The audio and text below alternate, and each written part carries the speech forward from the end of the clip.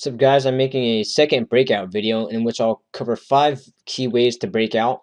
So I'll cover the basic breakout, second one be getting the puck behind the net, third one is a hook and ladder, fourth one is passing to a stationary winger, and the fifth one would be D to D. I also wanted to kind of correct a few of the things I covered in the first video. Over the last year, I guess I've been working with my lower level team in ice, which is 4-on-4, and also my lower intermediate team in roller. And I've been finding some things work a lot better. So in the first video, I talked about how you have a D-man here, and it's best to do a bottoms-up approach, which I still like. Okay, but instead of doing it this way, I guess it's a lot more effective if you guys just go behind the net. Because I noticed everyone always has a tendency to go on the outside, which isn't a bad thing, but it's probably easier to go behind the net, and you can have option of collecting the puck or not, and then you swing out this way.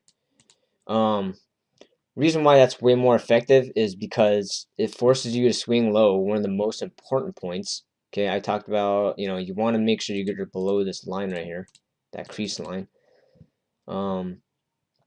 Also, the second guy, by the way, obviously you don't want to run into each other, so you just be doing something like this. Okay. Alright. So anyway, like I said, I've been noticing a lot of times when I'm telling them inside out, they would do something like this. Okay, and not swinging low. And the problem with that is I can't pass to you if there's someone guarding me, assuming I'm the defenseman. I always say I, but I mean the defenseman. So obviously, if I were to pass you, the problem is it's going to pick that off, okay? Now, yeah, I can throw it along the board, but I've been watching, I guess, a team called the Beta Snipers, one of the best, like, roller hockey teams in the pro level. And one thing I really want to focus on, and I noticed at higher levels, you don't want to pass along the boards because it's a lot harder to handle. You want to try to make tape-to-tape passes, okay? So yeah, I could roll along the board, but I know, especially for beginners, it's a lot harder to handle the puck, especially on ice. For those of you that haven't played ice. Anyway, again, you have to set yourself up so you're not in this guy's, you're in a passing lane, and that this guy can't pick it off. So that's why one of the things I mentioned was to swing low, because the passing zones should usually be right here. Okay, right in this spot. Okay. That way, if the guy's guarding you and you swing low, it doesn't matter how even if you did it, from whether you go behind the net or inside out, if you receive it here, the guy can't really pick that off, okay? Because you're passing it here, and it's going to be out of his stick lane. The other part, too, is if you're too high and there's someone right on your ass, I should put X for us. If there's someone right on your ass, he might pick that off, right? Hold on, let me draw a better one. So what also happens in our ice game is we'll do something like this, and then when I pass it, the guy will just cut us off. Okay, so you have to make sure to below him. I know NHL is a little bit different. There's something I was hearing something about how you don't want to go too low because then if they pick it off, you're in a dangerous zone. But I think for our level, I think it's better to always be underneath this guy. So if he's trying to pick that off, you should always be before him. And obviously, that won't be a problem if you received it here. Okay. Let's see. Kind of to also go on that point. If they were to cheat and stay really low, then an easy counter to this is you're gonna go up ice, and then instead I'm gonna hit you this way. Okay, if the guy's playing way too low to where he's blocking your pass. Now I might not even pass it at all, of course, if it's too dangerous. But ideally, that's what you want to do. Okay, if they're cheating too much, then you should beat the guy, and you should have outnumber the other team. Okay. Last thing I want to mention is, let's see. So I still want you to go in a curvilinear pattern. I talked about that a long time ago. Curvilinear, going diagonally. But especially when you have pinching D. So hold on. If you're to break out this way and then swing up. If you have a guy who's cheating and playing way too low, same as what I said before, you can also cut diagonally. And if you get that pass right there, this guy's left in the dust. Okay, so that's a counter to people who are overplaying right there. Okay. Let's see. Okay, I guess that's all I want to talk about, or I should say, added to the last video. The main thing I'm going to get to is it's probably easier to swing behind the net. Okay. All right, so let's go ahead and get into our breakouts.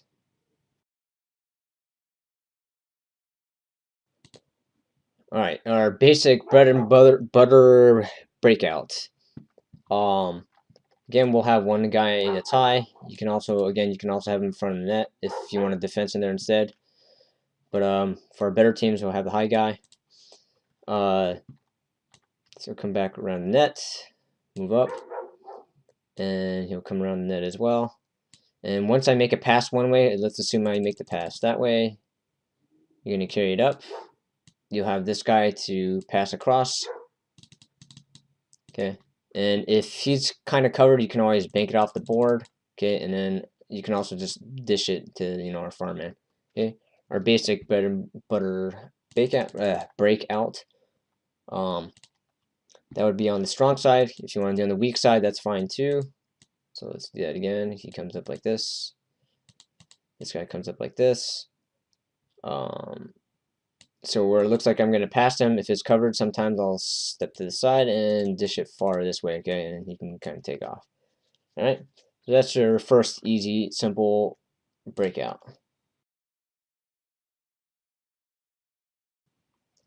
All right, the second breakout is when someone collects the puck behind a net.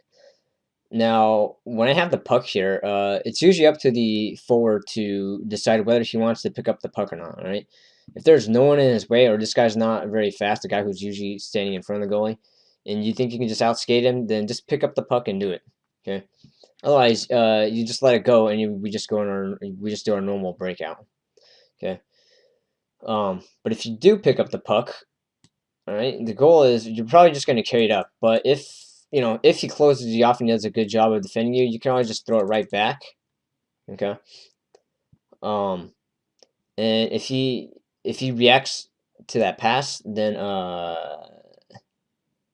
might hit you right back, okay? So it's just kind of bang bang play. Sometimes it'll be from the other side. Obviously, I'm not going to pass it where he can block the pass, okay? So that's the second simple breakout. Basically, just go behind the net and you collect the puck and you skate it up. You can either throw it forward to another winger who should be coming across. I hope you understood that. If that sounded confusing, what I meant was when you pick up the puck, there should be another winger here somewhere who's, you have an option to, okay? Or you can always throw it back to me, and then you might get the puck right back, okay? So that's your second breakout, the behind the net breakout. Alright, next one is the hook and ladder. We practiced this a little bit on our roller team, but still haven't really utilized it, which I would like to. So in this case, this is where sometimes the forwards would be covered, and this guy will be kind of coming down, and I would launch a pass to him. Okay, and these two wingers, you're still going to be following the same pattern, but this time you're really going to take off, and all he's going to do is a quick touch pass. Okay, and then you're off to the races. This is really effective when you have a D-man playing right on him, and the players that are guarding you, like if they're just half-assing it and they're not like staying with you, then just burn them, and they're gonna get punished for this. Okay. So when you go down and swing down, and if this guy's like if this guy right here is supposed to cover you is a step behind you, then it's basically over. Okay. Once you pass to this guy and he dishes it, you're off by yourself. And this guy is it's not really the defenseman's fault. He can't really go back anymore if he's guarding this guy. Okay. So you forwards should really utilize this more. This is really important. That's why it's really important to beat your man even if you don't have the puck. Okay, it's your old hook and ladder.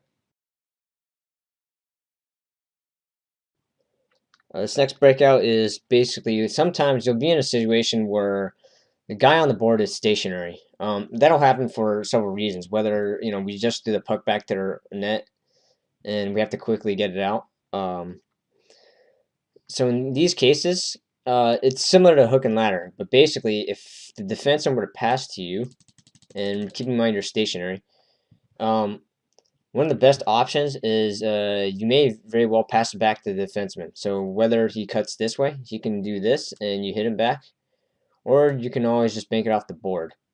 And the bank off the board's probably safer in general. But this one's really effective too. If again, this guy here, it just gets burned up by the other defenseman. That especially happens in our roller team where I burn him all the time. Okay.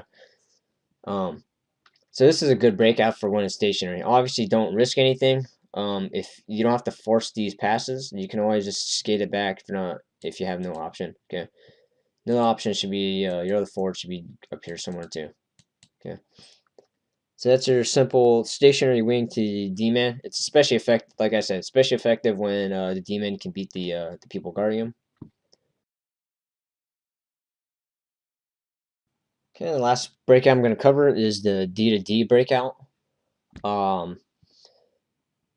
These are cases. I guess this doesn't go under controlled breakouts. This is usually more of a pressured breakout. But if you collect the puck as the defenseman here and someone's right on you, obviously we've done this before, but the other defensemen just back up and you should have a pass there.